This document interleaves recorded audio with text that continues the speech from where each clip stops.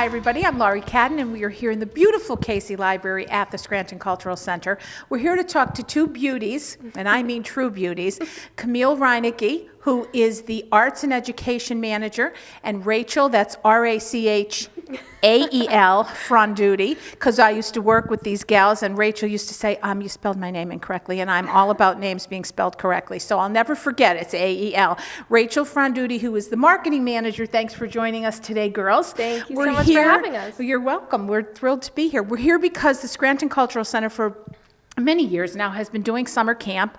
A little bit of a change last year when it had to be virtual, but however I heard rave reviews, so it's all good. So that worked out well. This year they're able to do it in a hybrid type situation, which is going to work out beautifully for them, so that hopefully then the next year it'll be full in person. But the girls are going to tell us a little bit about what you can expect, how your child might want to get involved, and just in general what this does for the Scranton Cultural Center and an opportunity for fundraising, for EITC money, for all of these things that keep the doors of this incredible 180-some thousand square foot building in play. So please welcome the girls as they tell us a little bit about the camp this year. So Camille, tell me please, so that everybody understands, what is the camp, which play are you putting on this year? A few, actually. A few, yes. Yeah. How many? I'm sorry. So we've been dying to get back on the stage, to have kids in our building performing on stage. So this summer we're doing Xanadu Junior, we're doing Godspell Junior, and we're also doing a Magic Treehouse musical, which is called Dinosaurs Before Dark. Whoa. So we have a lot of scripted shows, but then we also have some sessions that will just culminate with a fun showcase, which is sort of like an original musical skit that is put together throughout the week-long session. So we have a lot of performances in store. I think in total there will be 8 performances throughout camp, but only 3 that are scripted shows. Okay, and does it depend on when you decide which shows you're going to do? How do you think about them a year in advance, 2 years? Do you think, I think this would work? And sometimes when you see some of the kids, do you think, ooh, I should have put that one in because that kid would have been the perfect whomever. Do you do that, or do you just kind of go with it and say, because the kids are wonderful and so talented, and you guys do a great job, and as you can tell, Camille's an actress herself, so it's all good. Rachel's an actress too, so what the heck? Yeah, we're both theater gals. There you go. So to talk a little bit about that, the age grouping, like what are the ages that you accept children, and how that works. Yeah, our programs are accessible for kids in pre-K all the way to 12th grade, so we really have something for everyone. And, we always put a lot of thought into selecting our show titles. Generally we do productions throughout the entire year, not just summer camp. So we do put a lot of thought into selecting those titles, and we like to expose our kids to some of the classic musicals, but also some contemporary shows as well. We never really pick things specifically for any of our students, because I feel that no matter which show we select, we have so many talented kids that I'm never worried about filling those roles. But we try to expose them to lots of different types of theater and musical theater. So. And do the kids, are there a lot of, are there a lot of repeat campers? I mean, do they tend to, and then they bring their brother or sister with them the next year because they've had such, I'm sure you have whole families here, right? We do. We have so many groups of siblings. We have tons of pairs of siblings, and it's fun for them to get to be in shows together. And then we even have groups and families that have kids in both age divisions. So, and just in general, I think our kids spend so much time together generally that they feel like siblings anyway. Rach, tell everybody a little bit more about camp and some of the things that you're working on specifically to camp for the SCC. Well, I mean, I work in the marketing department, right. So the big thing that I do is try and spread the word about our program. We're obviously, as you can tell, very enthusiastic about the program. And I mean, as far as what I do to support it, I'm just such a huge champion of the program. I mean, obviously, I've been at the Cultural Center before we had any program like this. Certainly, we had children's programming, but this has just taken what we do and our mission to the next level, in my opinion. And it's so beneficial to us for so many reasons. Just at face value, it's so rewarding to watch these kids come into our building that maybe they've never done theater before, maybe they have, but they're not confident, and you see them at the beginning of the summer versus the end of the summer or even the following year, and they just grow and grow, and it's so rewarding to watch.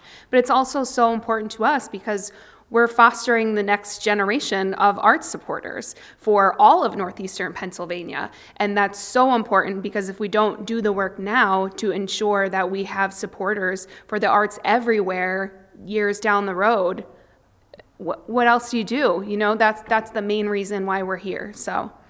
Well, that's a good way to put it. And what I want to know is when it was last year, Camille and Rachel, and you guys are okay, and everything stopped in March, and camp and you decided it's going to go on, the show must go on, as they say.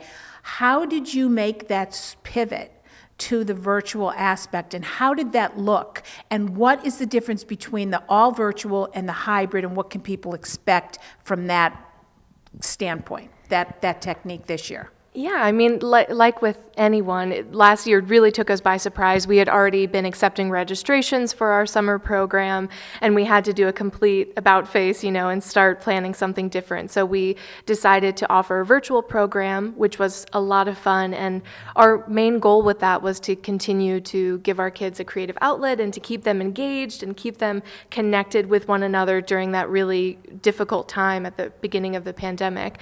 And it was very successful. It was a lot of fun. But this year, we're super excited to welcome kids into our building again, but we're going to continue offering that virtual component for families that just aren't ready to be back in person yet, which we completely understand. So yeah, we're really thrilled to have kids back in our building, and we're going to be taking a number of safety measures and precautions just to make sure that everyone, our instructors and our participants and our audiences, are kept safe. Yeah, I think, Camille, what happens is, and maybe you could attest to this, I do some work for Hospice of the Sacred Heart, and we have our camp that usually is performed here. It's 1 week in August, and it's a bereavement camp for children who have lost loved ones. And we used to have the production here, which in of course, Shopland Hall. Yes, in Shopland Hall. And last year we had to do everything virtually. Going forward to this year, there were a few aspects of the virtual camp that everybody sort of loved.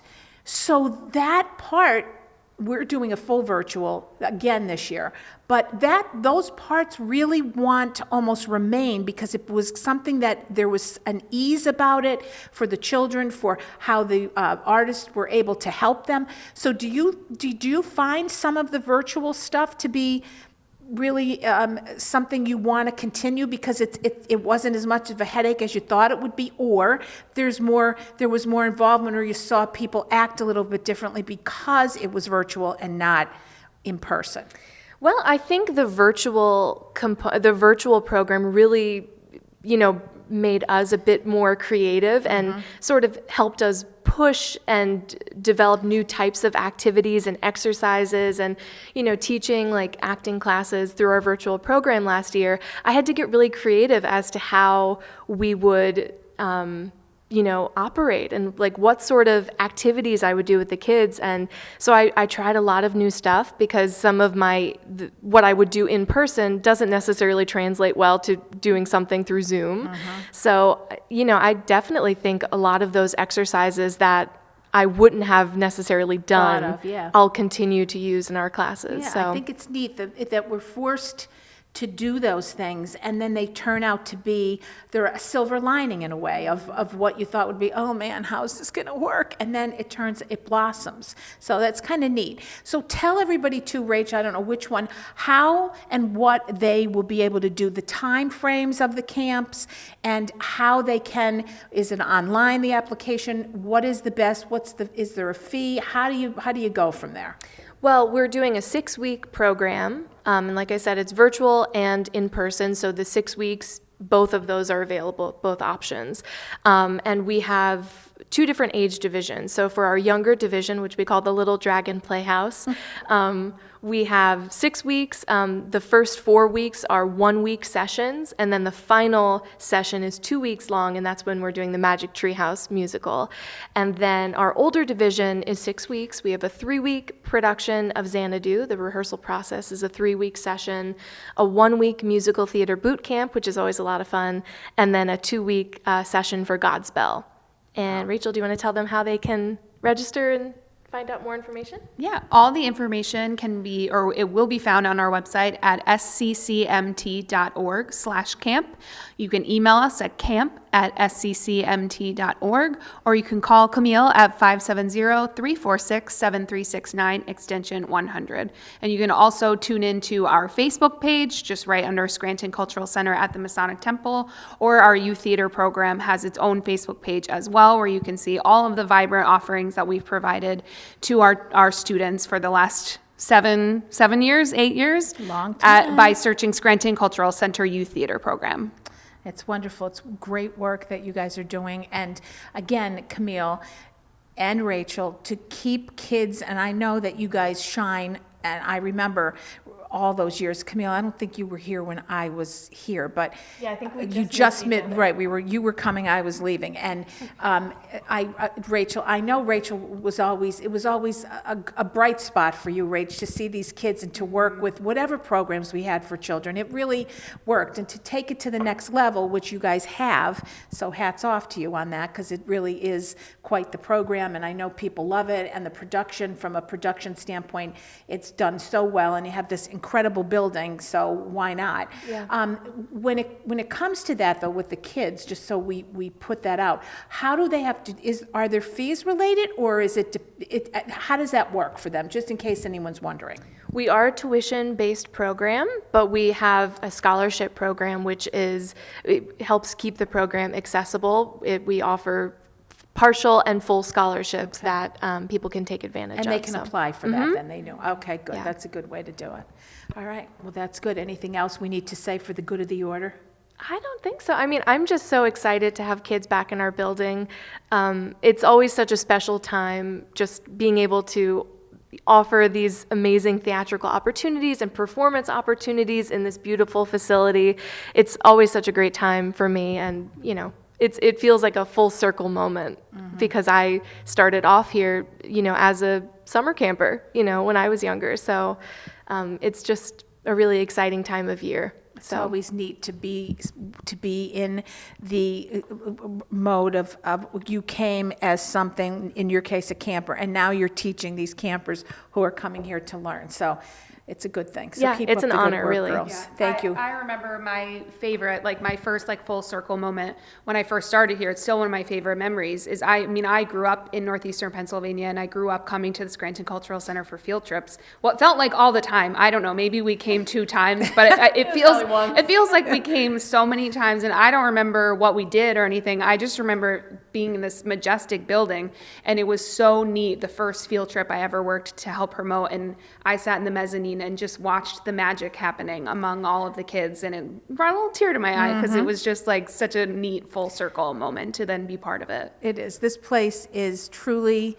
it is a wonderful place. I mean, as I said, I raised my kids working here. I love it. It's a beautiful building, and it is on its way back. The doors are going to be flung wide open soon, and things will get back to normal with the help of God. So, and everyone else, anybody who's looking to support the arts, these are ways to do it. There's always ways to donate and to be involved at the Scranton Cultural Center. If you love it here and you want to be a red coat and volunteer to do that, opportunities always exist here. So thank you for that. And girls, thank you for helping on a successful year this year too, okay? Thank you.